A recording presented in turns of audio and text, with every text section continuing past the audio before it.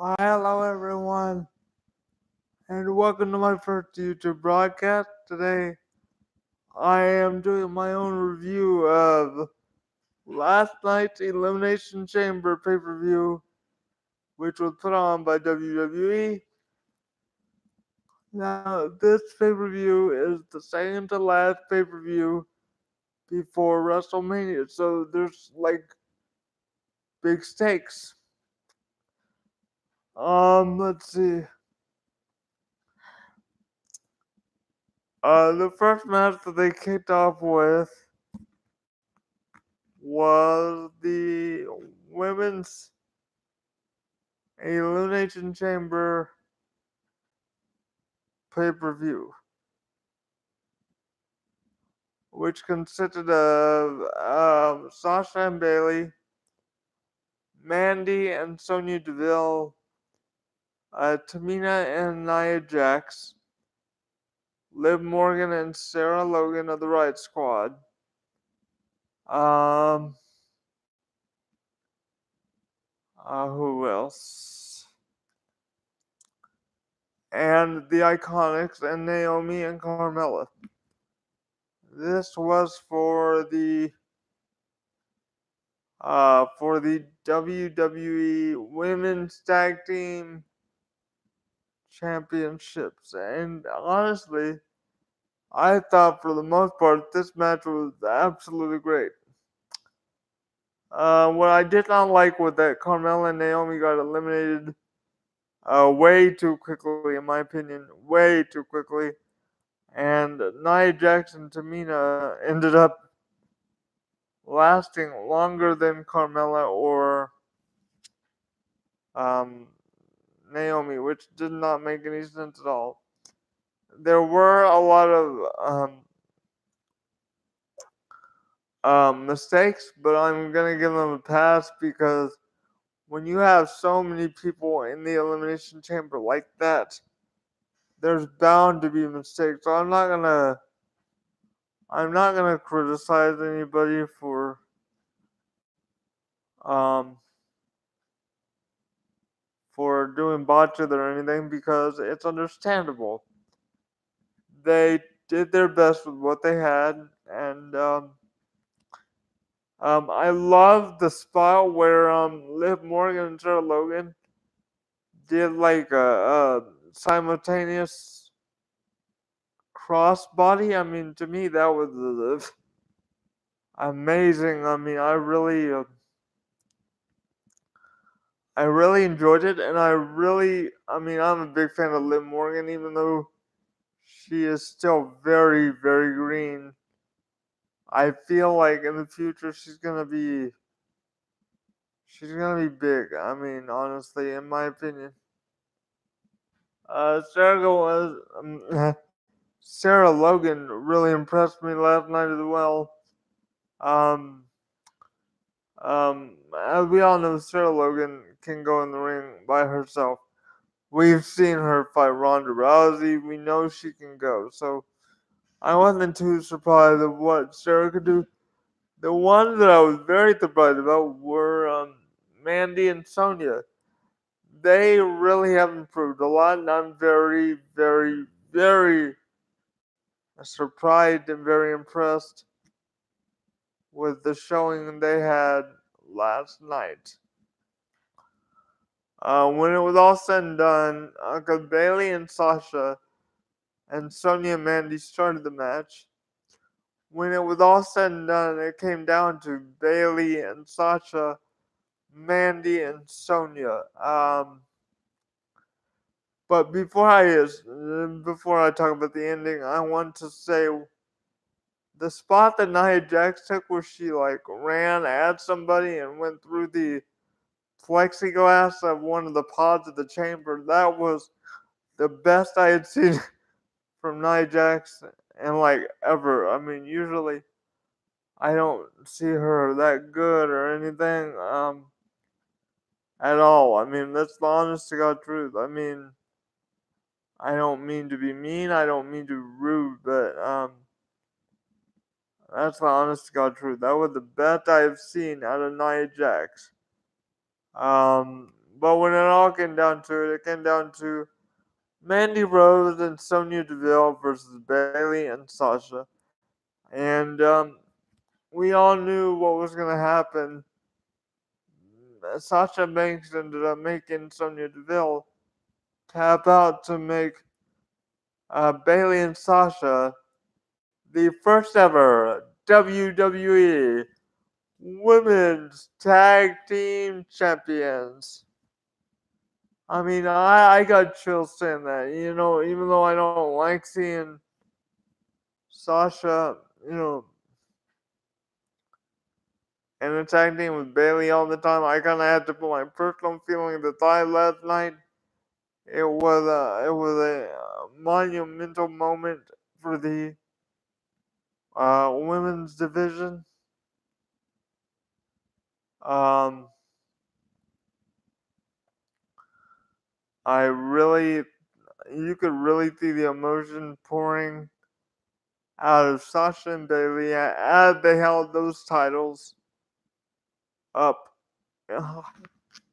high in the air, and I really, really hope that they at least hold the titles for a little while, and it's not just a one time fluke. Like I said, Sasha needs to be on her own, but I think she and Bailey can be the tag team champions for a while, as long as it leads to something big, like Sasha turning on Bailey, and then we have a match at WrestleMania 35. I don't know where Vince is going with this, but I'm very, very proud of Sasha and Bailey, and I want to say congratulations to both Sasha and Bailey for becoming the first ever women's tag team champions.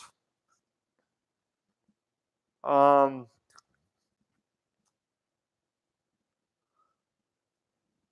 the second match was basically Shane McMahon and The Miz versus those. So, and that match was really, really good. It kind of started off weird though, cause not Shane, The Miz comes out and said he got like this big announcement, and then Maurice comes out, his wife, and they announced that they're gonna have their second baby. And I have to say, congratulations to Miz and Maurice on their second for expecting their who are expecting their second child. Excuse me, I got tongue tied. Um, so Monroe Sky is gonna have a sibling. We don't know whether it's a boy or girl yet, but it's good to see that Miz and Maurice are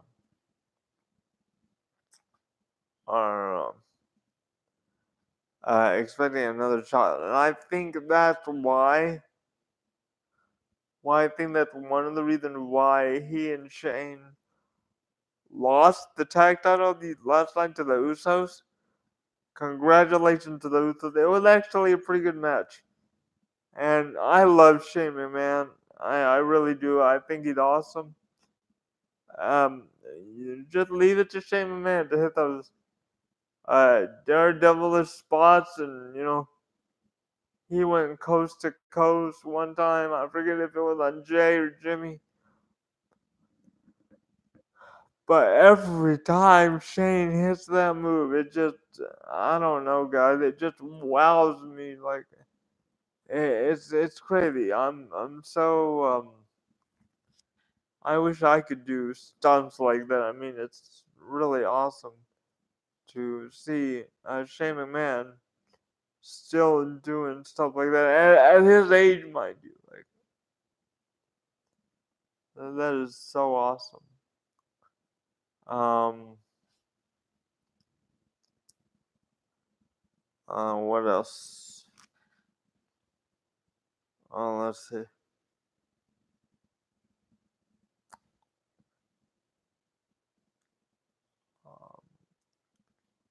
But in the long run, Shane hit flying elbow from the inside of the ring to the outside onto the announcer's table where one of the Usos was laying.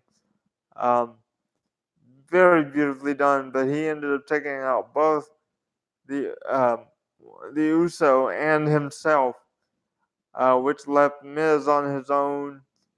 He hit the skull crushing finale, but then the Uso rolled him up 1, 2, 3, and I was very surprised. I was like, "What the heck?" I mean, I didn't see it coming because I thought since Miz hit the skull crushing finale, I thought they were gonna retain or whatever, and that ended up not being the case. So I was highly, highly disappointed. But I think this is all leading to a feud at WrestleMania for the two. Um, because I've heard from other sources and read that one of the two is going to turn heel on um the other person, and they will be feuding at WrestleMania 35. Who's going to turn heel? I don't know. I would guess it would be the Miz. But WWE, they could throw the curveball and Shane McMahon could turn heel. We haven't seen a heel with Shane McMahon since 1999, so it would be kind of refreshing to have Shane portray the heel character, the heel persona, whatever you want to call it again. Um, but all in all, I thought the match was good. Me personally, I just wish Shane and Miz could have kept the titles. Just a little while longer. I know, they weren't expected to keep the titles for too long, but it just seemed like it was like really, really short. Like they kind of rushed the storyline. I think that basically, they with Roman out with his illness, and Roman, please get better soon. Godspeed. They kind of had to change the WrestleMania card and change a lot of storylines and rush a couple storylines. And I feel like this storyline with The Miz and Shane was kind of last minute and it was kind of rushed as well. But all in all, very, very good match. I'm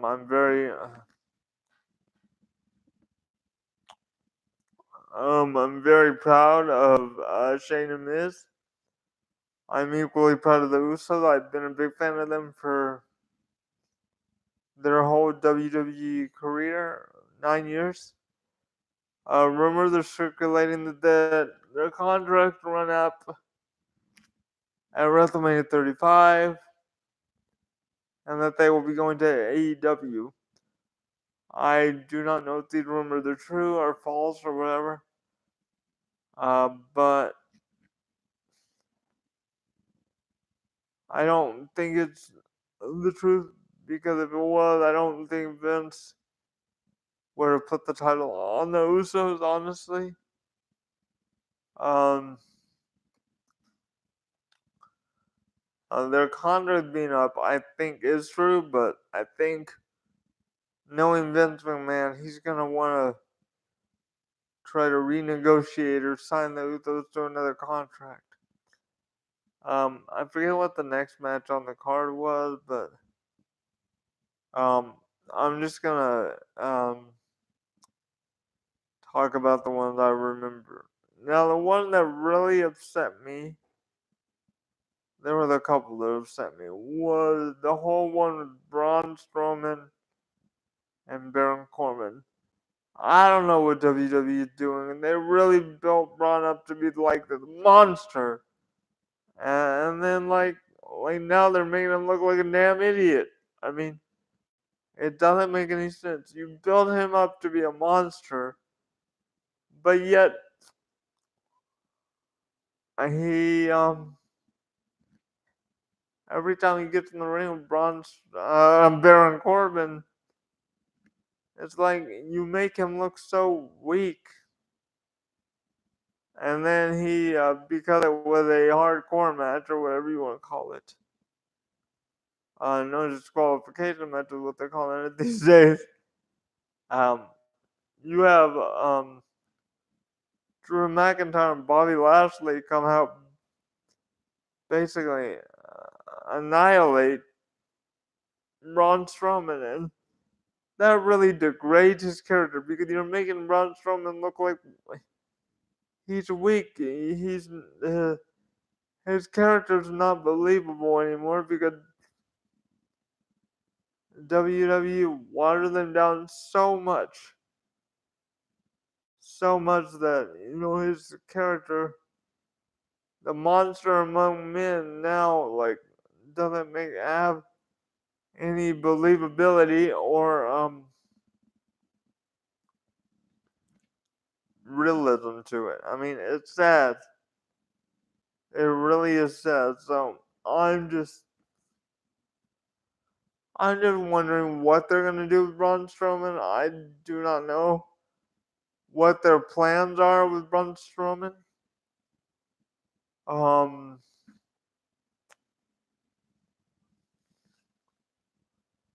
But I was highly, highly appalled by the way that match went.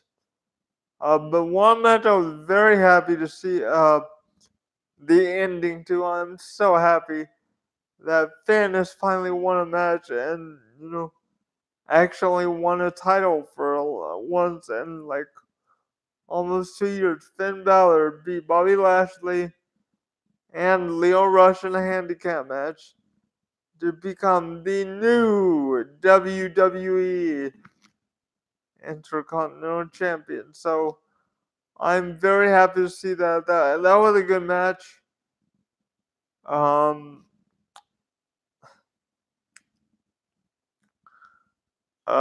Basically, Finn ended up fighting off Bobby Lashley and Leo Rush. Knocked out Bobby Lashley, which then left Leo Rush in the ring. Finn Balor went up to the top rope. Coup de grace, 1, 2, 3. Became the new Intercontinental Champion. But before that, there was a lot of back and forth, and I seriously thought, I seriously thought because I didn't know it was a handicap match until they announced it on the show. I thought Finn was just going one on one with Bobby Lashley. I didn't know it was a handicap match. But there was a lot of I seriously thought they were gonna make Bobby retain. The way the match was going, how they weren't giving Finn any offense. There was a lot of frequent tags by Bobby and Leo. I seriously thought, I'm like, oh god, they're gonna make Finn take the L again.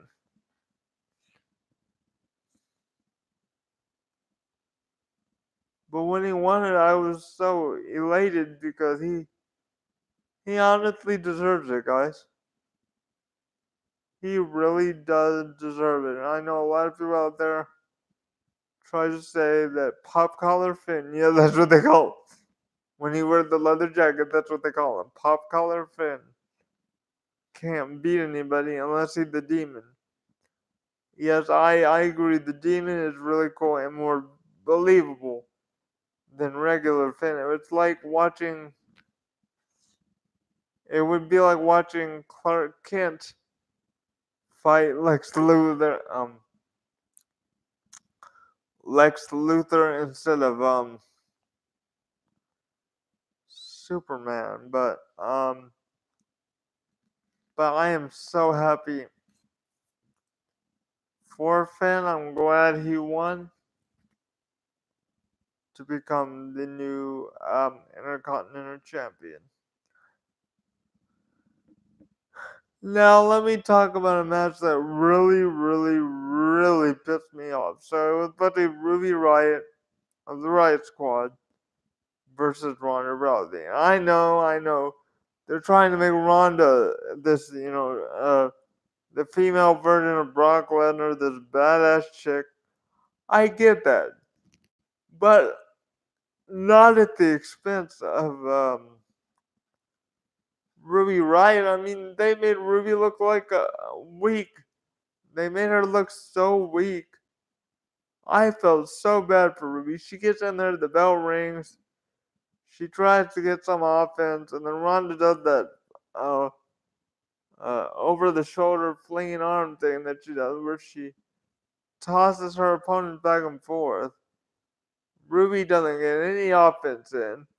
Ronda locks in the armbar, and Ruby taps out. It's like, so you built Ruby to be this, tough leader and all this stuff. And I'm thinking, leading up to the Elimination Chamber,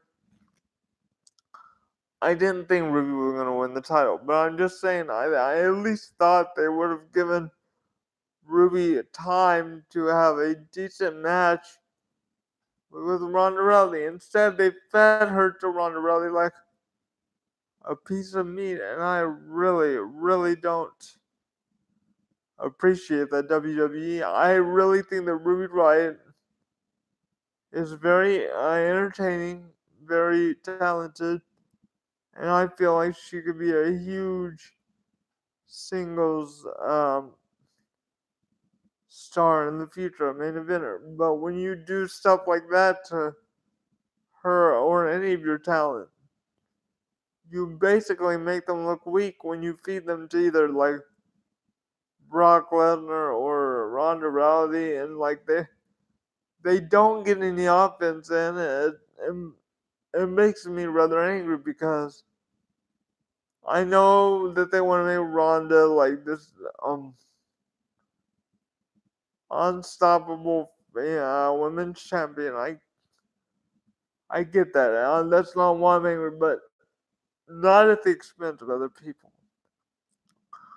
I mean, at least show that Ronda has some weaknesses. She doesn't need to be unstoppable all the time, and I think that's what made me angry was that leading up to the Elimination Chamber, they made it seem like Ruby Riott was gonna at least be a challenge for Ronda Rousey, but instead they fed Ruby to Ronda like a piece of meat. I really don't understand.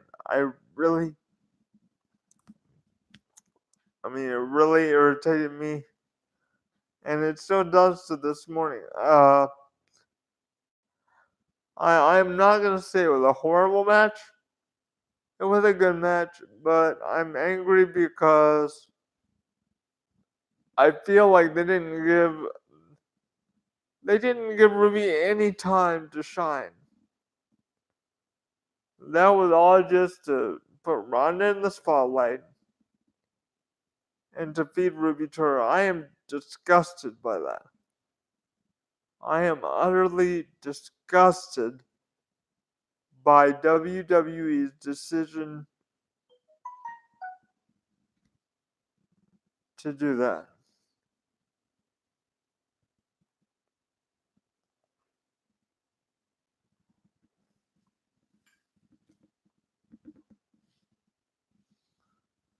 But that's just my opinion. You guys may feel differently.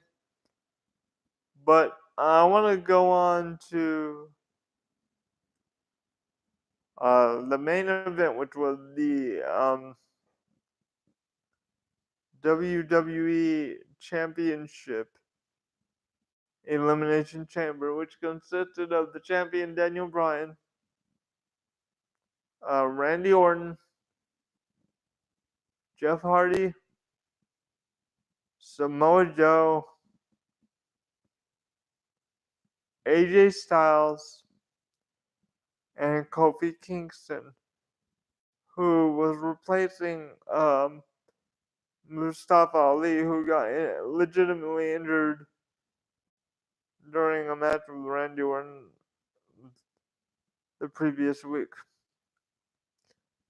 that match was so entertaining. I have to watch it again because that match was awesome. I forget there was so much in that match.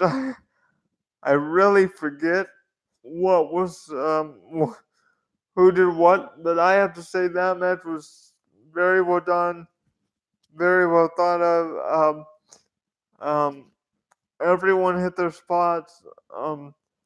I never thought it would come down to Daniel Bryan and Kofi Kingston, but I have to say I have a newfound respect for Kofi Kingston, who's been with the company for 11 years. And I feel like it's time for Kofi to win a big title in WWE before New Day leaves, because there's rumors circulating also that New Day is going to leave and go to AEW. I don't know how true or false that is, but that's what I'm hearing through the grapevines that Kofi, Xavier, and Biggie are planning to or are thinking about leaving WWE, and AEW is kind of putting their feelers out there because they're building their tag division, and they want to, according to the rumors, they want to try to scoop up Kofi and Xavier and Biggie. But besides the point, um, I um, I have to say I'm very impressed with the performance of Kofi Kingston. He lasted a good hour in that match. He was the last. It was one of the last two. Basically, the storyline was supposed to be Mustafa Ali and Daniel Bryan would have been the last two. So Kofi just took the booking that they had from Mustafa, but I really think that it worked out for the better because fans really got behind Kofi last night. I saw a performance from Kofi I hadn't seen in a very long time since his Air Boom days with Evan Bourne or his Jamaican days when he played the when his gimmick was Kofi Kingston the Jamaican man. But that's beside the point. What I'm trying to say is I'm very impressed with the skills with what Kofi Kingston showed last night and what Daniel Bryan showed last night. I am very impressed with both men. I have to give them props. They're both very talented, and I have a newfound respect for Kingston. I've always loved Daniel Bryan. I've always thought he was one of the best wrestlers in the world, next to AJ Styles and Kenny Omega. But him and Kofi have a chemistry that I haven't seen in a long time. That match was so entertaining. I have to go watch it again, guys, because that match was just very well done, and I really wish that Kofi would have won the championship, but I think they've got bigger plans for Kofi, so I'm hoping that soon Kofi will win a big title in WWE because he's been here for 11 years. He's given a lot to the company, and he deserves a big payoff in the end. If he truly is gonna, leave the company soon, I think they need to like a going away present. Give him one big last hurrah, and I truly believe Kofi would make a great champion. I mean, I really do, and I'm very impressed what I saw last night. All in all, the pay per view was good. The only thing that I was angry about was Ronda Rousey and Braun Strowman, and then there was a weird segment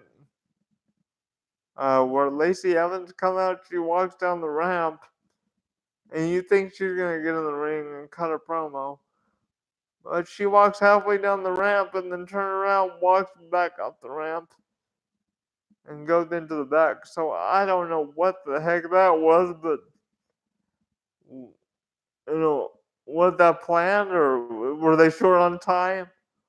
Or I don't know, God. They just that segment with Lacey Evans just it felt weird to me and it didn't feel. I don't know what they were doing or what the guys in the back were trying to accomplish, but it really didn't do much. I mean, I was like, oh, Lacey Evans is coming out. Maybe she's gonna start a rivalry with Alexa Bliss. Um, and they really didn't do much with Miss Bliss, and I was very upset about that. They gave her like one backstage segment, and that was it. Like she didn't come out to the ring or anything. Or I mean, I am a big Alexa Bliss fan. I love Alexa Bliss. I have a huge crush on her, and I wish they would have done more with her. Like have her interfere in um the women's tag team match or the Raw Women's Championship match. Oh, speaking of that, after after Ronda annihilated um Ruby, then Becky comes out and she's hobbling on crutches. And mind you, that Charlotte was at her ringside watching the match because Charlotte's gonna face Ronda at Mania 35. And Becky comes hobbling to the ring on crutches. She rolls in the ring, and you can see her struggling to get up. She's trying her best to get up, trying her best. And all of a sudden, she just starts wailing on Charlotte Flair, wailing on her with the crutch, and you could just hear the crutch ricochet off of Charlotte. And Charlotte sold that like a champ. I mean, her mannerisms, her facial expressions, everything was perfect. That's why I truly do love Charlotte, because she knows how to sell a move or something like that. And so you think Ronda just standing back and watching Becky just annihilate uh, um, Charlotte Flair by just whacking her with the crutch, and Charlotte's screaming in pain and agony. And then Becky said she signals to Ronda. She's like, "There you go, beat her down." She hands no Ronda grabs for one of the crutches, and you think that you think that they're gonna double team Charlotte, and then as Ronda goes to hit Charlotte with the crutch, Becky whacks Ronda from behind with the crutch and just starts wailing on her. I think in all, that was the only good part about the women's championship, with that whole segment between Ronda, Becky, Charlotte. And now that I saw Becky like just start wailing on people. Now we all know that it is a storyline, and they're probably gonna put Becky in the match anyway, and it's gonna be a triple threat match at Mania. But I did like that segment, but I did not like the whole Ruby Ronda squash match over Ruby Riott. I honestly didn't think that was fair. Yes, Ronda was supposed to win, and in the end, but as I said before, I truly believe Ruby should have got some offense in, and the match should have been longer. I don't know if they were short on time or if this was the plan all along, but it just rubbed me the wrong way. I mean, honestly. But all in all, the Elimination Chamber pay-per-view was very, very well done. I have to give WWE their props. You know, some of them they're not good, some of them they are, but I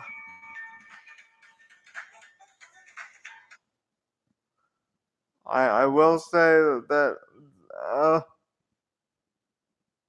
this pay-per-view was rather good.